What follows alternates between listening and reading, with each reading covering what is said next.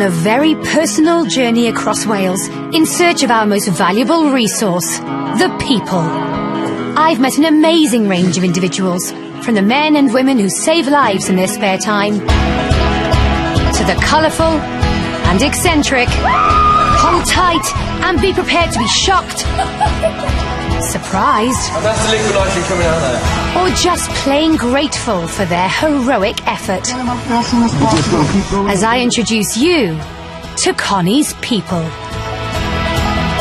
And today I'm meeting people who just love going back to Roman times to race and to revel. And meet the Welsh statue who springs to life. But first, I'm heading to Snowdonia in North Wales to meet a group of men and their dogs who have saved countless lives in Wales and across the globe.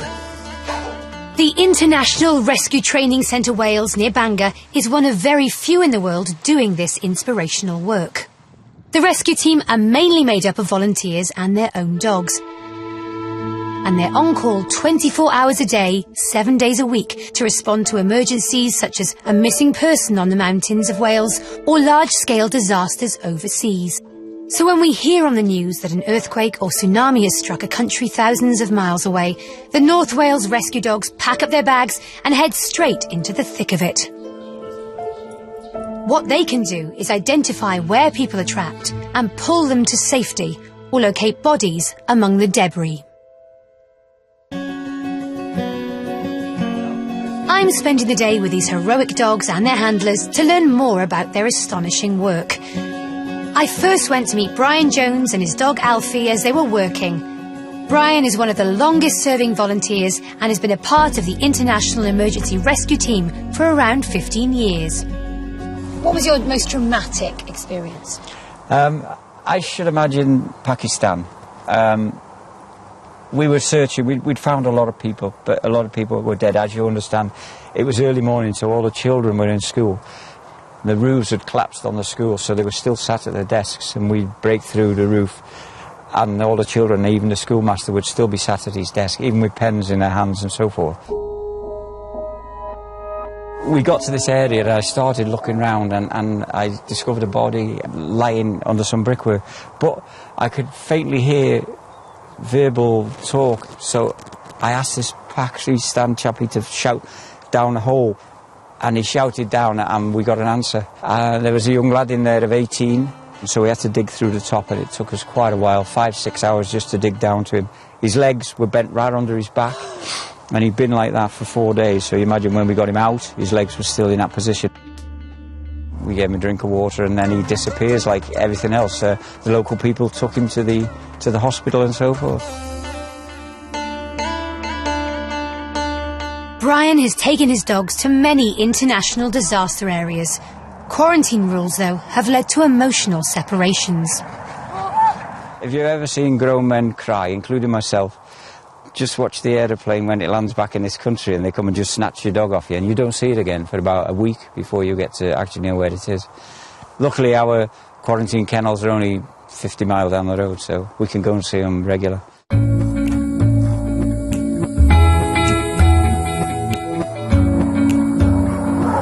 There's a constant need for more recruits. There you go. And today, there's another new intake. Oh, they're the cutest thing you've ever seen. Director David Jones is introducing me to a new litter of potential super dogs. How old are they, Dave? 5 weeks. 5 weeks old. Their mother was Jojo, the search dog, and the father is a retriever who's just yesterday gone off to Afghanistan. So they come from good working stock. What's the future for these puppies? What we'll probably do is assess them over the next 9 months, and then we'll start training them. So there'll probably be a mixture of these. We'll probably have them for cadaver, perhaps water search, and a couple of disaster search dogs. There's not many of these dogs around the world, so for this line of work we do get asked to go to a lot of countries. Training these puppies will take 12 months, and even fully skilled adult dogs are constantly put through their paces. And I'm joining a training exercise to see just how it's done. Today they're going to take you on board and show you how to work a search dog. The art of it is trust the dog. So, where do I begin? You begin bodying. What's bodying? Well, we're going to hide you, and then the dog's got to find you. Doggy hide and seek. Doggy hide and seek. Yeah. OK, I'll leave that with you. This may look like an assault course, but it's a specifically designed training centre with built-in hiding holes where dogs are given the first steps in following a scent and finding a missing person. The first part of bodying, I must give you a ball, Right. OK? Now, the dog is looking for you, but he's looking for a scent, and his goal is that ball. So, as a handler, this is how I start. I am a body and I hide. So, don't talk. Always hard for me. Completely silent. The dog will find you. Most probably the dog will find you through that small hole. Maybe 4 or 5 barks, then throw the ball through the hole. And that's his reward for finding That's his reward. He's found your scent. Gotta be quiet now. You're going to go find him. We'll find him.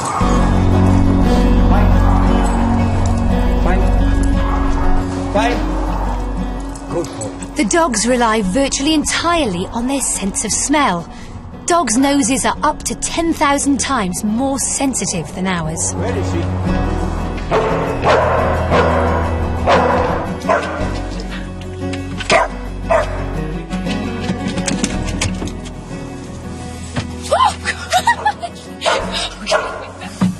He's a clever boy. You're gonna let me out now? No. Anyone? Oh, thank you, Brian. The next stage is you can have a go at working the dog. Brilliant. Okay, fine. This man's going to be your body, so he's going to hide, and then from there it's up to you. Okay? Good boy. So while Josh finds a cubbyhole to hide in, I get the lowdown on how to handle Billy. If he's too far in front, call him back. Okay. Just his name, Billy. Hand movements, left, right, and one word, just find. Go, find. Find, not go. Find. Push him on, push him Find on. Billy. Find. Find Billy. Good start. Find. Good boy, Billy. If you want him to go like here, just pat it. Find. That's it. Where's he gone? There he is. Find Billy. Billy. Okay, his tail's up, he's working. Yes, we're getting Billy. Find. Is he here, Billy? Good. Not there. Find. Getting warmer. Oh, it's hot now.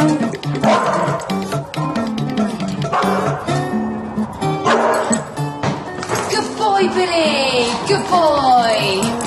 And is Josh still alive? Josh? And even with my hindrance, Billy proved he's still top dog.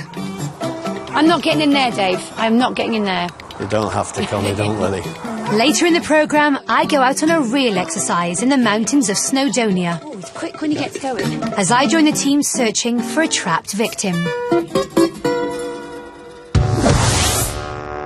But now I'm heading just over 100 miles south and just under 2,000 years back in time.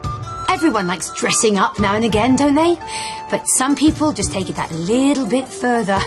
Well, when in Llanwrtyd Wells, do as the Romans do, I say. And the locals here have made this town a Rome from home. So on a very cold Welsh weekend, I'm joining around 100 Welsh Romans as they're preparing for the traditional Saturnalia celebration. It's going to involve chariot racing and feasting. But I'm assured no sacrifices, and not even a minor orgy. The Romans are famed for their chariot races. Rampant horses raced at huge speeds around the Colosseums. There were injuries, even sometimes fatalities. This was the Formula One of its day. In Llanwrtyd 2012, we're not expecting serious injury, but this is serious competition. This is the Mountain Bike Chariot Racing World Championship, and I'm going to compete. You know what? It's -4 in Llanwrtyd Wells. My feet are like ice, but I'm still going to race in a chariot. What is it about this event that you love? It's really silly. How are you feeling about the whole race? Excited. We're going to win this. Are you particularly competitive? I'm really competitive. It's a bit awful. This is my first time here racing with this awesome chariot race. How mad do you have to be to do this chariot race? Completely crazy. It seems that you are. Yes. How confident are you? We win, huh? Of course. Of course you do. Why is your point? I don't know. Feet on pedals. Ready, steady, go! Despite the Arctic conditions, there are 16 teams competing. The race is run in heats, 2 chariots and their horses at a time. It's all about the lap times. The fastest 4 make it to the final race. Centurion Tony Bain is a regular. We get fitness freaks who want to blast around here and be, top dog. The locals come just to say they've done it. Most of all, we get people who just want to have a good quality day out and a laugh. It's supposed to be fun, but it's all about the winning for these guys. I can smell competition in the air. Got to grab you. How was it? Well, we crashed. How scary is it? Very scary. It's very muddy. Very muddy. I hear there are lakes, not puddles. Yes, definitely. We stopped in the middle of a lake. Oh, it's hotting up now, and it's all about getting around that course as fast as your cyclist's little legs can pedal. Timing is everything. We came in under 5 minutes. I'm pretty pleased with that. I think that's pretty good. I think that's throwing down the gauntlet. Is that Roman? Anyway, I've chosen the fittest looking cyclists on offer. I just need some last-minute chariot cycling tips. Survival tips. Hang on tight and bend the knees. Up and down. Take the bumps with your knees. OK, I'm up for the challenge. OMG, I'm you riding a Roman chariot. But you know me, I'm pretty competitive. I'm in it to win it. Ah! Right. Feet on pedals. Ready, steady, go! Tally-ho! Come on, boys. Woo! Why are we doing this? Oh, there's a big puddle coming up. Oh, no! Ah! I'm really wet. Ah! I thought this was chariot racing. It feels more like bog snorkeling. Bit of a hairpin bend. Come on, boys. Into the speed bump straight. No hands. Come on, guys. We can do this. 4 minutes, 8 seconds. A Roman result. Eat my mud. Not quite. Tally-ho! Although we were fast, we weren't quite fast enough to make the final. And neither have these other Roman ladies. We've missed it by 2 seconds. How disappointed are you? Oh, gutted, aren't we? Extremely, yeah. Our team name was Mako Carper. Yes. Which means? Bush, but bearing large fruits. How have you stayed so glamorous through all that mud? Glitter's actually very practical and very waterproof. Right. We found. So perhaps next year I should go with the glitter. Go with the glitter, rather than the white toga, which got trashed. There are 4 teams through to the final, and word is that local veteran charioteer John Lloyd is hot favourite. He's the reigning champion of this race and has won it since time immemorial. Well, all of the 5 years it's been running. How are you feeling, John, about the final? Excited. Well, you hold the world title, so I mean to lose it would be really devastating. Yeah, we got competition. 4 teams in the final, 1 big prize. Bring on the Chariot Race 2012. Ready, steady, go!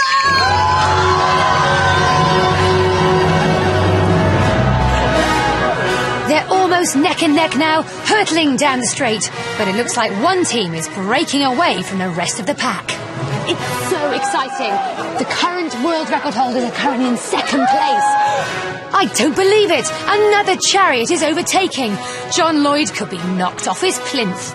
But through the mist, it's becoming clear that John has kept a bit of his toga. And with a final lash of the whip, he triumphs. Here they come, the winners. John, you held on to the title. How do you feel? You're the Roman Emperor. How do you feel? You had a very scary race. You were 2nd at one point. Yeah, the overtaking, but the tactics came through. Not bad for pension, eh? And this year, of course, we're going to... In Roman days, chariot winners got massive cash prizes, palaces and even hordes of slaves. In Llanwrtyd Wells, the prizes are a little less lavish, but the excitement's still just as great. Congratulations, John. Well done. Well, that was the most fun I think I've had in a long time. Now, keeping in tradition with the festival, it's time for me to reverse roles, going from master to slave. I don't like the sound of that. After the excesses of the chariot racing earlier, it's a different sort of Roman excess. The evening feast. And the togas are out in force. It's time for the Roman centurions to kick back and enjoy a beer or two. So you've come to the Saturnalia Festival. How was it for you today? Did you go to the chariot race? We did, yes. It was fantastic. It was a few lions slayed and we had some fun. Just to make it clear, no lions were harmed in the making of this film. I'm loving your outfit tonight. I think I've overdone it by wearing the T-shirt. Oh. A proper Roman would be bare-chested. So can I ask you a very personal question? What do you wear under your toga? Lindsay, you are the ruler of this land. You're the festival organiser, aren't you? I am, yes. So what is the Saturnalia Festival? It is the origin of the Christian Christmas. It was a Roman festival originally, to their god Saturn, in the winter months when they were trying to jolly up the pretty dark times, decorating their houses, exchanging presents in much the same way as we do for Christmas these days. The other thing they did was exchange roles. The slaves became masters for a day. And therefore I'm becoming a slave this evening at your every command. So I'm going to be serving. Not wishing to offend any of my masters, the first thing I need to do is to take some lessons in how to be a servant. Put the plate down and then you can sort of bow your way back. Yes, master. No, master. That's it. That's it. Don't look at them. Like Madonna, don't look her in the eye. Just that's it. That's it. Yes, master. Don't hit me, master. But don't spill the gravy. Oh, the pressure. Kind sirs, forgive me. I think my accent might be a bit more Baldric from Blackadder than Roman. I bow to thee. OK, I'll use my Latin. I knew that'd come in useful. Who haveth the lamporum? Not really working, is it? I've got one last accent in my repertoire. All right, then, who's for lasagna? Thanks.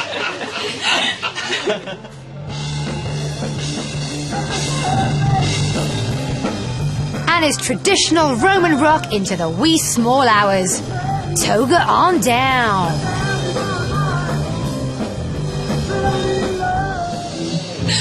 Well, who would have thought that a dark mid-January day would turn out so bright, fun and sparkly? Much merriment was had at this Roman festival here in Llanwrtyd Wells. What concerns me, though, is that at the original Saturnalia Festival, there was always a sacrifice. So I'm going to get out of here before this lot get carried away.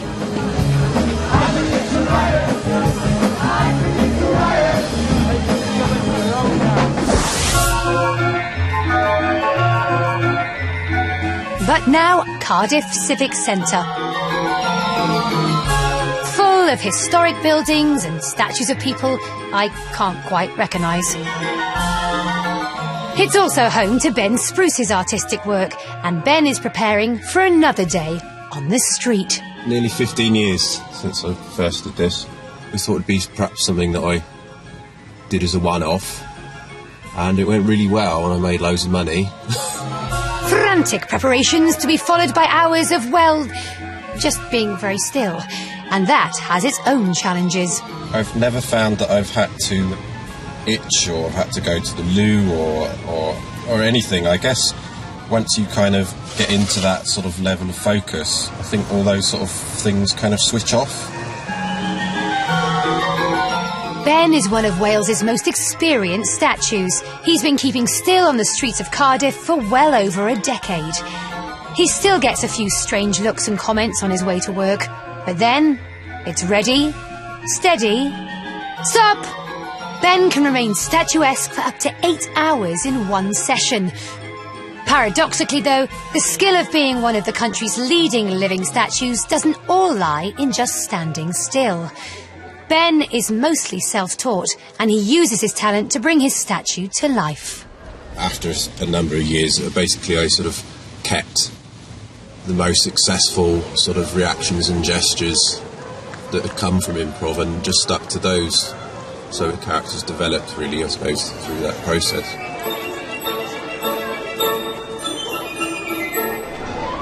I got loads and loads of really positive comments saying, you know, how wonderful they thought it was and how much sort of joy it brought. And that really affected me. I was quite amazed. So overall, I enjoyed it. But there's one thing that has changed in recent years. Ben has been abused verbally and physically, and even on a few occasions, attacked and injured. It's becoming a little bit dangerous.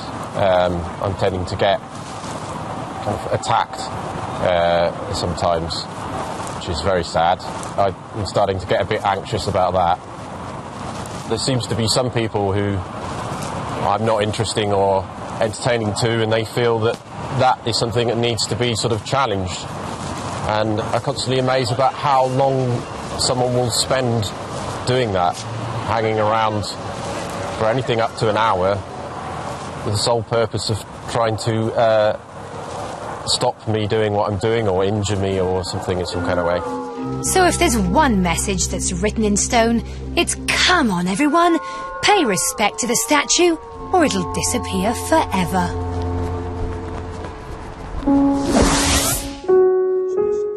Earlier, I visited the world-renowned International Rescue Training Centre Wales near Bangor. The team and their dogs have been rescuing victims of accidents and natural disasters in Wales and around the world for over 25 years.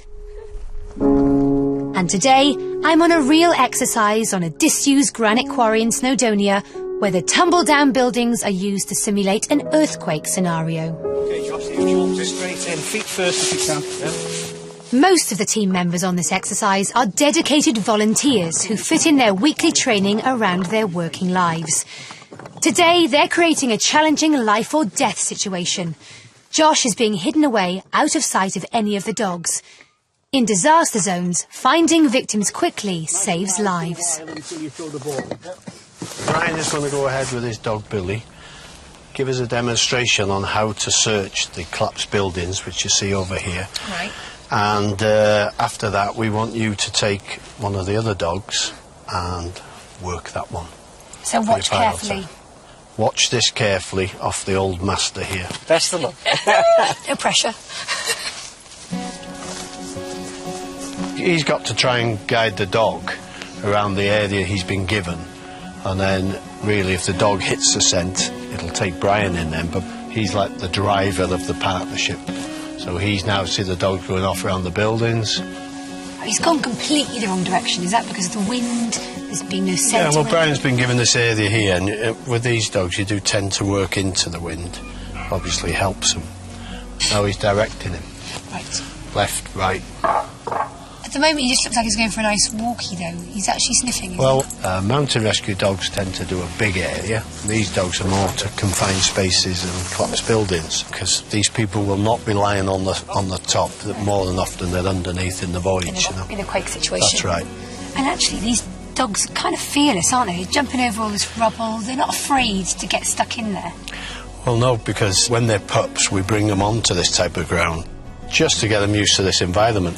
Because if you go onto the reel when they're qualified and they're not happy on that type of ground, then it affects their working. He's covering over that collapsed building now. Hey, he's onto it, isn't he? He's not barking, though. Oh, he's wagging his tail. Oh, look at him. I thought he was really, really, really good. It took him about, a minute to find him in this massive expanse. It's my turn, is it? Your turn now. I'm going to be given the chance to work with one of the dogs. This is Max. Hello, Maxie. He's a good boy. Mark is going to just take you through some of the commands so you know how to work the dog, and then hopefully when you find the casualty, the dog will indicate by a bark, and when he does that, because I'm assessing you, I need you to put your hand up to say, I'm confident there is a body here in this collapsed building. Okay. Just before you start the search, get the dog sat, gee him up a little bit, and then simply send him off with a wayfind. You're the boss. Right, let's do it. Ready, Max? You ready, Max? Oh, away, find.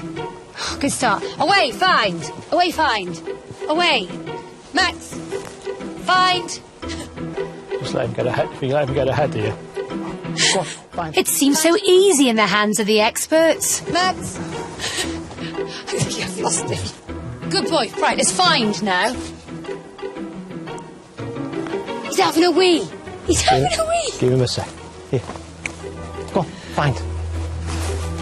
Hey, off he's a bit quick, isn't he, when he gets going? Right, Max?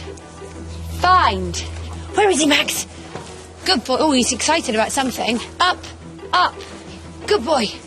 Find. Just walk along slowly now and then he'll come with you. Good boy, Max. Yes. He's picking it up now. See how his whole body is telling you before he's even got to the casualty. Oh, oh, he's found him. He's found him. What, Max, what? I think I found him. Woo! Good boy, Max. Good boy. But it gives you an insight into how much work goes into training these search dogs. It's full on, isn't it? It's voluntary work, but it is full on. It takes over your life, and you have to be so in tune with your dog. Spending a day in the North Wales countryside with a bunch of cute dogs is a pretty ideal day for me. But I take my hat off to this lot. They give up their own time and work hard to make sure that these dogs know exactly what to do in a real life or death situation. Congratulations, John. Congratulations. Well done. In the past 4 weeks, I've met hundreds of people from around Wales. From the funny... How mad do you have to be to do this chariot race? Completely crazy. to the slightly eccentric... Hello, knitters. to the truly heroic. There was a young lad in there of 18. We dug him out on the 4th day he'd been in there. It's been a total pleasure and has definitely proved to me that Wales's most valuable resource is you. That was the last in the series, but you can catch all the previous episodes of Connie's People on the BBC iPlayer. Trying his hand as a zookeeper, don't miss Rod Gilbert's work experience. That's tonight at 10:35 on BBC One Wales.